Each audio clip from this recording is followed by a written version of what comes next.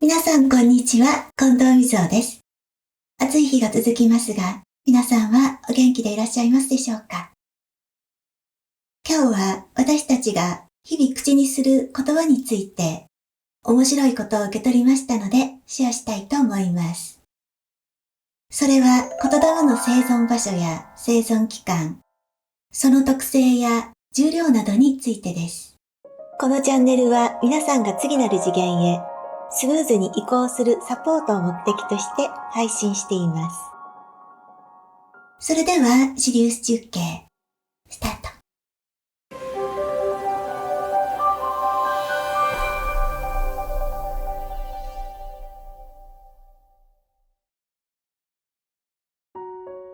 言霊とは言葉に宿る霊的な力で、言霊は言霊とも呼ばれるように魂が宿っています。私はこのように受け取りました。私が言葉を発するとき、言葉に私の命が吹き込まれて、言霊となり私の周囲に浮遊します。そして私がその言霊を忘れても、私の命を宿した言霊は私の分身として吹き込まれた内容に合わせて働きを行います。言霊が生まれた瞬間は肉体に近い場所に浮遊していますが、言葉を口にするたびに外側へと押し出されていきます。やがてオーラの外に言霊が押し出されると、自然に消滅をして吹き込まれた命も消えていきます。これは日常で発する普通の言霊の動きですが、誰かに向けて口にした言霊は自分の周囲でなく自分とその相手の間に浮遊します。そして吹き込んだ命の力が強いほどに相手の近くへと届いていきます。基本的に言霊は時空を超えて存在しているため、相手が実際にそばにいてもいなくても言霊は相手の近くに届きます。また相手に対して強い意志や感情で生み出した言霊は相手のオーラやエーテル体の中に入り込むこともあります。実際私がセッションでヒーリングを行うとき、クライアント様のエネルギーボディの中に誰かの言葉が残っていることはよくあることです。皆さんも誰かに言われた言葉が忘れられないことがあると思います。それはその人の言霊が自分の中で生き続けているからです。もちろんそれがポジティブな言葉であれば良いのですが、強いと思ったネガティブな言葉の場合、その言霊が生きている間、ダメージを受け続けてしまいます。では、言霊はどのくらい生存するのでしょうか？それは言霊に吹き込まれた意志や感情の強弱によって違いがあります。日常の何気ない言霊は数時間から数日で消滅しますが、強い意志や感情から生まれた言霊は生存期間が長く、数ヶ月、場合によっては数年から数十年も生き続けます。例えば人生で最も過酷な状況の中で、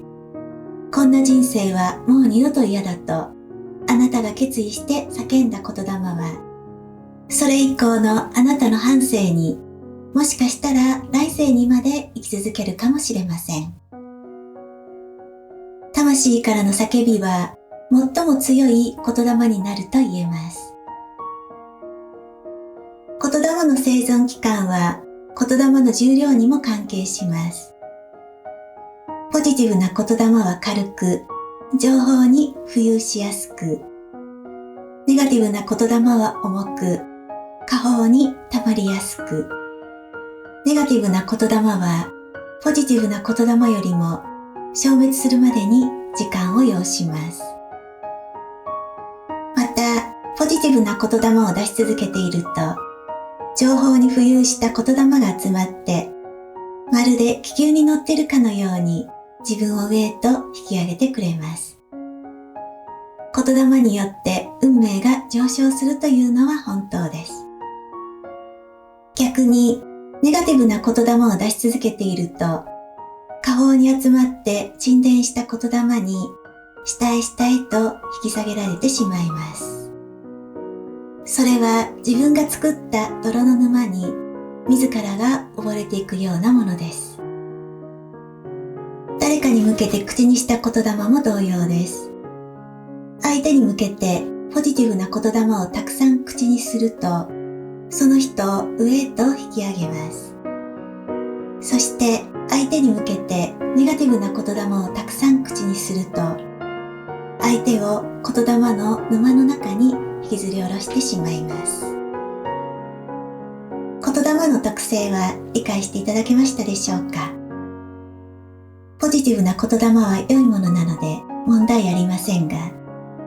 ネガティブな言霊は必要ありません。少々のネガティブな言霊はみんな大なり小なり持っていますが、ポジティブな言霊を意識して日々口にするように心がけるだけで、やがてそれらは外に押し出されて消えていきま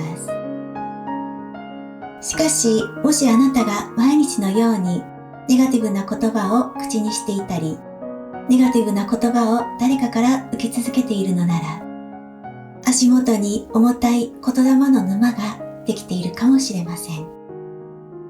それは少々のポジティブな言霊やヒーリングの光だけでは消去が難しいため、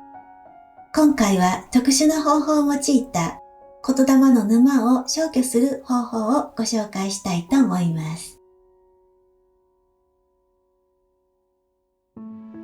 1番、言霊の魂抜き。言霊の沼に向かって伝えます。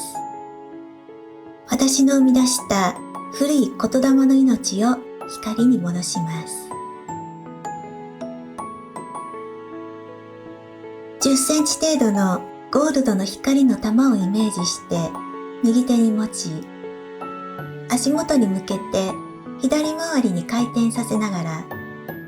言霊の命を光の玉に集めます。2番、言霊の昇華。言霊の玉を持った右手をまっすぐ上に向けて天に向かって伝えます。私の古い言霊の命を昇華させます。言霊の玉が天に昇っていくことをイメージします。3番、言霊の沼を流す。沼の底にある排水の線を抜いて、沼がそこから流れていくことをイメージします。沼が消えたら、光のシャワーで足元を洗い流します。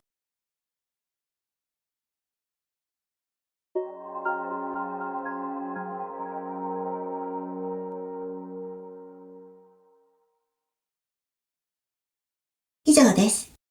今日はちょっと変わった話と、ちょっと変わったエネルギーワークのご紹介でした。気になる方は、瞑想などで言霊の動きを感じてみたり、消去法のワークをぜひに試してみてください。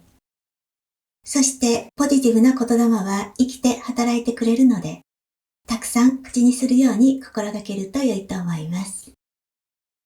それでは今日はこの辺りでシリウス中継を終わります。